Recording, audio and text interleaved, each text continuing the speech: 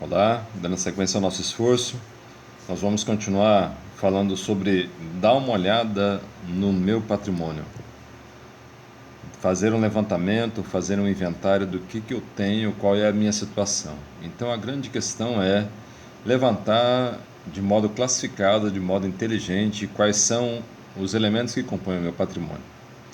Nesse sentido, a gente tem a primeira parte, que é a parte mais feliz da coisa, que é a parte boa, né, que nós gostaríamos de ter ela bastante positiva nesse momento, que é levantar o quanto que eu tenho em dinheiro vivo, o quanto que eu tenho de caixa, o quanto que eu tenho de contas bancárias, né, positivas ainda, que se elas forem negativas, elas devem estar no passivo e não aqui. Então aqui eu estou fazendo o levantamento de contas que estão numa coisa chamada de ativo, e esse ativo ele é o C aqui de circulante. Então os elementos que vão ser realizáveis a curto prazo. Além das contas bancárias e do caixa, eu tenho que levantar o que eu tenho de aplicação financeira que estejam pré-fixadas, aquelas que eu tenho ajustado já, qual é o rendimento que elas vão ter, ou então algum investimento em algum fundo que eu tenha de ações ou de outra modalidade, que é chamado de renda variável. Também é um elemento que a gente tem que pensar agora. Quais são as contas a receber de duplicatas que eu já vendi, de boletos que eu já emiti? Qual é o estoque de mercadorias, aquelas que eu não preciso fazer nada para que elas estejam em condições de revenda, ou seja, elas já estão lá no meu poder, já estão no meu estoque. Estoque de produtos acabados, aqueles produtos que eu já terminei também já estão prontos, assim como as mercadorias. E também os estoques de matéria-prima, o quanto que eles estão, qual é o grau de acabamento deles, o que eu tenho de elementos para poder produzir. Então, isso aqui representa o que nós chamamos de recursos que estão à nossa disposição. São ativos que estão em condições de gerar benefício econômico, coisas que podem então gerar resultado. E isso aqui é a parte boa, por quê? Porque ele é um recurso realizável a curto prazo. E aqui eu vou chamar a atenção de vocês porque eu não estou falando com alunos de contabilidade, eu estou falando com empresários. E o nosso curto prazo seria aquilo que eu preciso para dar um giro. Um giro é o quanto demora para ir entre a data da compra da mercadoria, dura até a estocagem e depois eu vou demorar para fazer o recebimento. Então, nós vendemos geralmente em 15 dias, 40 dias, 30, 60 e 90, enfim, esse prazo para o prazo de recebimento, ele soma-se com o prazo de estocagem e forma o que a gente chama de giro. O nosso giro médio aí das empresas comerciais está em torno de 60 a 90 dias.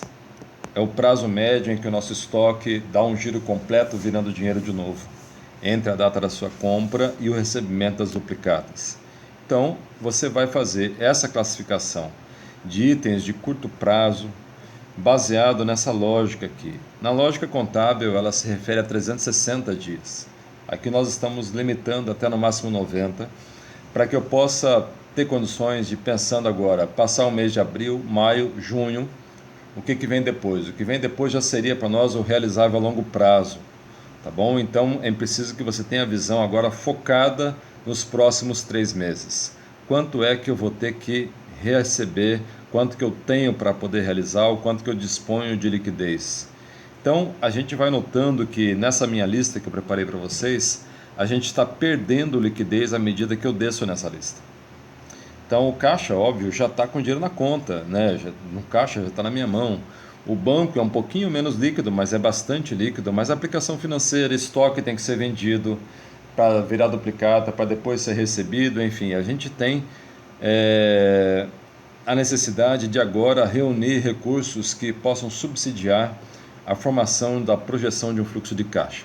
Nesse sentido, então, senhores, logo em seguida a gente deve fazer um inventário dos recursos que eu tenho a longo prazo. O que são os recursos de longo prazo? Eles são a parte boa do meu patrimônio, só que ela é uma parte menos boa. Por que ela é menos boa? Porque ela tem menos liquidez.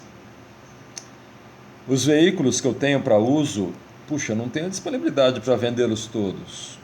Os móveis, as ferramentas que eu disponho, os prédios que eu uso, os terrenos que eu uso, são todos elementos que compõem uma parte que a gente chama de investimento. E os investimentos, se eu não dispuser deles neste momento de emergência, talvez me falte uma liquidez que eu precise. O que eu preciso olhar aqui com muito cuidado? Procurar itens que sejam ociosos. Puxa, eu tenho 3 carros. Será que eu não posso colocar o carro, o terceiro carro que é do filho, de repente, para poder fazer dinheiro? Eu tenho um terreno que eu planejo usar futuramente para abrir minha empresa. Será que eu não posso desfazer desse terreno agora? Talvez, se ele estiver ocioso, seja interessante. Qual é o contraponto? Será que vão me pagar nesse momento que ele vale? É muito provável que não. Porque neste momento, todo mundo que tem dinheiro está aplicando o seu recurso para poder fazer especulação. Então, talvez, se você se dispuser de algum bem para poder vender, o preço que você consiga por este bem não seja exatamente o que a gente chama de valor justo, o valor de mercado. Mas talvez seja o valor negociável, talvez você tenha que vendê-lo para que você possa fazer algum dinheiro para manter o seu giro. Então, nesse sentido, senhores, você, depois de ter levantado a parte boa, a parte menos boa, os recursos de curto prazo, os recursos de longo prazo, você vai ter que ir para o outro lado agora, procurando as nossas dívidas. E aqui chegou então a parte mais difícil. Qual é a parte mais complicada do nosso patrimônio? Cara, levantar o quanto que eu tenho de salários e encargos, o quanto que eu tenho de duplicatas a pagar de fornecedores, o quanto que eu tenho de aluguel, o quanto que eu tenho de impostos e tributos para pagar, quanto que eu tenho de empréstimos e financiamentos, lembrando sempre que eu estou falando aqui agora no momento do circulante, aqueles que estão entre 60 e 90 dias, você já viu que você vai precisar definir isso. E também as nossas contas a pagar, água, luz, telefone. Por que é preciso que eu faça esse inventário? Porque nós precisamos, de uma certa forma, no próximo vídeo a gente vai tocar exatamente na questão da projeção. E a nossa projeção ela vai ter um corte muito específico que é chamado de fluxo de caixa. Então, o que eu preciso que você se atente? Que é preciso que você tome cuidado com a folha. Porque é meio óbvio, mas não é tão claro, de que os nossos empregados, os nossos colaboradores, eles têm sido para nós o grande diferencial da nossa empresa. Porque dinheiro compra veículo, dinheiro compra máquina, dinheiro compra terra, mas dinheiro não compra colaborador que esteja comprometido, que esteja envolvido com o negócio. Então, se você, neste momento, não priorizar a folha como sendo um elemento que seja algo prioritário na sua empresa, algo que deva ser mantido, você prefira jogar a sua folha para o seguro-desemprego, talvez você esteja perdendo o diferencial.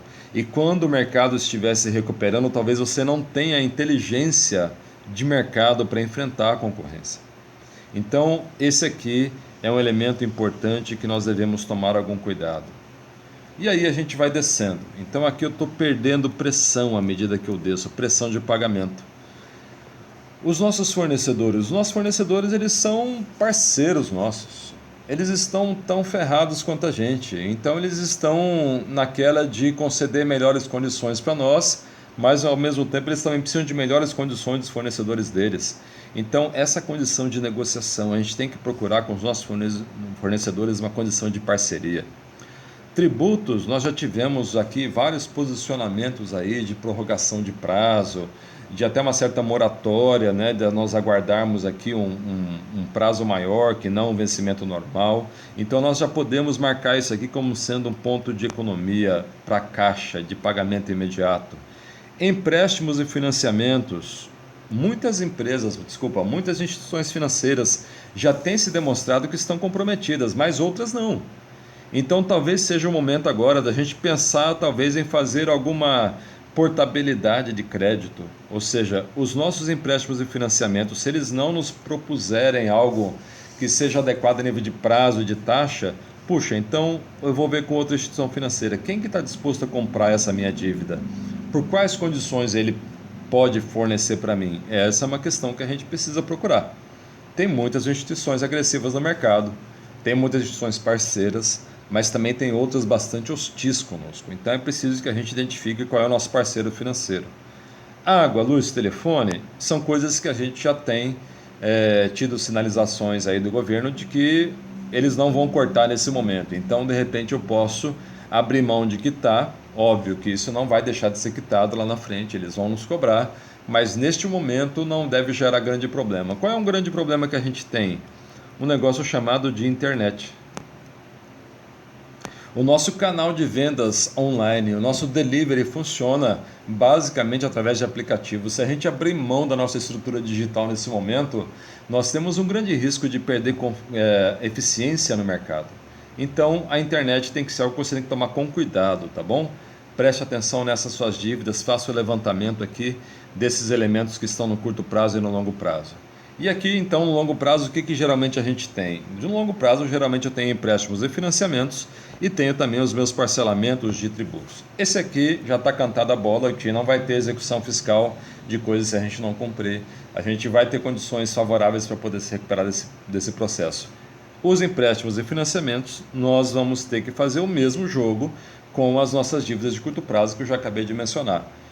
É ruim ter dívida? Sim, mas de longo prazo, vá lá, é o ideal, é o que a gente precisa, né? Porque geralmente está aqui nesse grupo do não circulante, as questões que são de longo prazo, as questões que têm taxas melhores e as questões que têm prazos melhores. Então, aqui, esse tipo de capital, ele é um capital que nos interessa.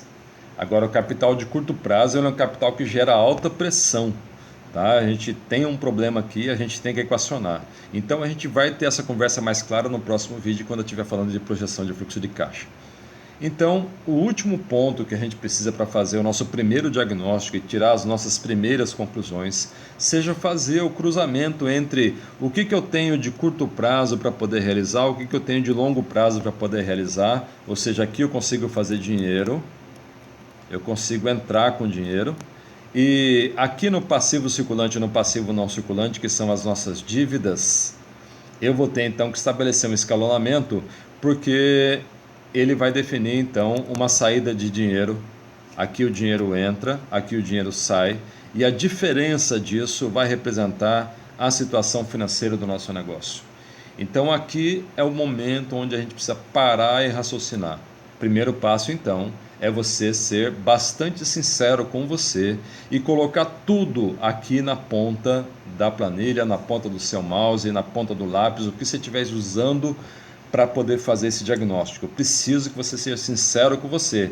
E um detalhe, nesse primeiro trabalho, levante quais são as datas dos pagamentos. Tente, por sugestão, eu coloquei com Z aqui, desculpa aí, ó, tô zoado, tá? Tente identificar aqui quais são as nossas datas que você tem para o pagamento. Por quê? Porque o próximo passo nosso, o nosso próximo vídeo, é definir um fluxo.